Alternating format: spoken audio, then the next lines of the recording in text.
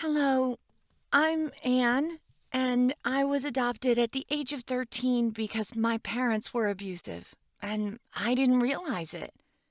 You see, my parents were pretty weird.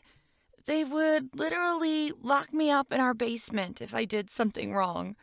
Basically, if I would break something, or go to bed too late, or even talk too loudly, they would send me to the basement, never really explaining what I did wrong. I would sit there in the darkness. The only light coming out was from a small window that I couldn't reach. When I was 6 or 8, I didn't really understand what was happening. The only thing I had when I was down there was my imagination. I even had an imaginary friend. I used to talk with him, but then my parents said I couldn't do that either. Yeah. As I got older, like around 12, I wasn't sent to the basement as often when I was a kid. Instead, my parents created a strike system. If I did 3 wrong things, then I would be sent to the basement.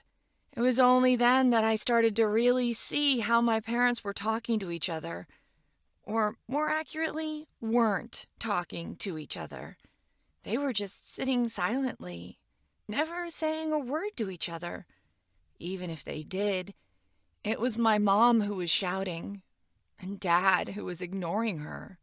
They became more strict, too. I wasn't allowed to go anywhere after school, and I wasn't allowed to talk to boys. I had to sit in my room after school and be extremely quiet. They didn't really care about my life. If I had adequate grades, it was enough for them. I saw how other teenagers were at school. They were all talking to each other and laughing, and I couldn't because I was afraid of my parents. They forbade me to tell anyone anything about our family, saying that family matters should stay in the family. The only person I talked with was a boy named James. I tried to avoid him because I wasn't allowed to talk with boys, but he was persistent. He also came from a bad family, so we had something to talk about. He would tell me how horrible his life at home was, and I started to understand that mine wasn't any better. What was so crazy was that I didn't even understand that it was bad.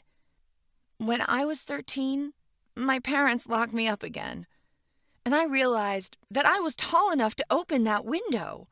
Because of James, I wanted to change something, and this was my small chance to do it. I crawled out of the window and just walked around the block. I was so happy that I found a way to avoid sitting in the dark basement. It was the best moment of my life back then. I was back by the time my punishment was supposed to end, and nobody noticed anything. So I started doing it regularly. Sometimes James would come over and we would walk together for an hour. His parents didn't care where he was. This continued for a month, but then James disappeared. I guess his parents moved away and I couldn't reach out to him because I had restricted access to social media. I continued to do it alone, but one day my parents caught me. I crawled back in and saw my father standing in the middle of the basement in the dark. I was so scared and I tried to say something, but nothing came out. He took me to my mother, and they both told me to get out of their house. They said, "If you want to live like a homeless person, go and be homeless." I begged them not to throw me out, but they didn't listen to a word I said. I was in tears, and this was rare because I didn't cry much. I was just too accustomed to my life being like this. But what happened that day, it was a bit much, even for me. Now I realize that they just wanted to scare me and they weren't really throwing me out. But back then, it was scary, yeah.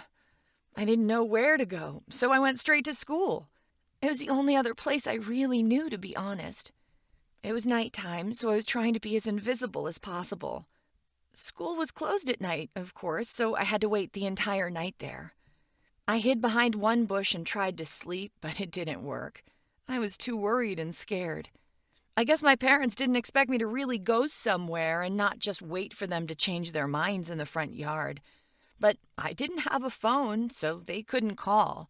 And they probably didn't even try. After a very long and cold night, our school security guard came to open the school. He noticed me lying in the bushes and walked over to me with a flashlight and asked angrily, "What are you doing here?" I said, "I'm sorry, please. I don't have anywhere else to go." He immediately took me to his office, gave me tea and whatever food he could find. He watched me drink the tea and eat, and then asked what happened. I said I couldn't tell him, but he said I had to tell him. So I said that I had a fight with my parents and they made me leave home. He didn't know what to say, but continued to talk with me about different topics, like about school and my friends, just to calm me down. But it was clear by my answers that I wasn't all right. As soon as the principal arrived, the guard took me to him and he continued to ask me questions.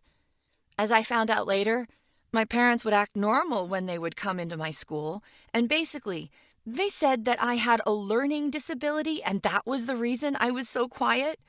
He was shocked to hear the truth. Next, I was taken to our school counselor and I talked with him for what seemed like hours. I was very hesitant to answer his questions at first, but I was slowly opening up and telling him my story bit by bit. He asked me to go home and act like everything was normal.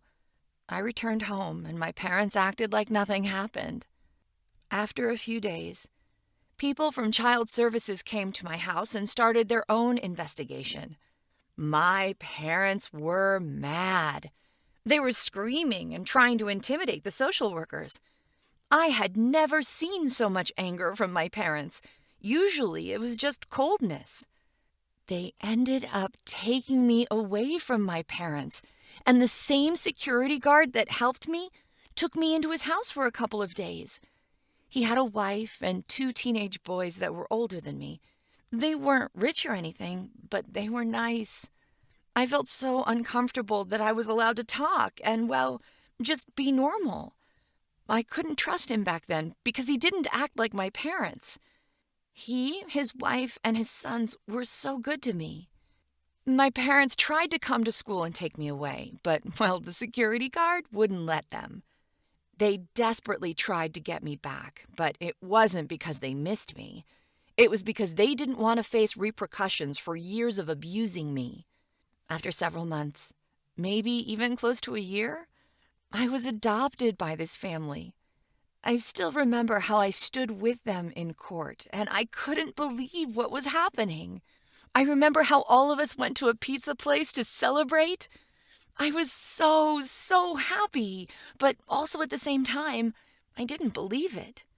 I asked them why they took me in. They smiled and said, "Because you're a good girl, Anne." And that was it. I still try to find James, and I hope he was as lucky as I was. But now, I'm just happy that I was surrounded by good people all along. And as soon as they found out about my problems, they helped without hesitation. Please, don't be silent if you are in a situation like mine. Find someone to tell. Try to find help. After all, adults are supposed to help us.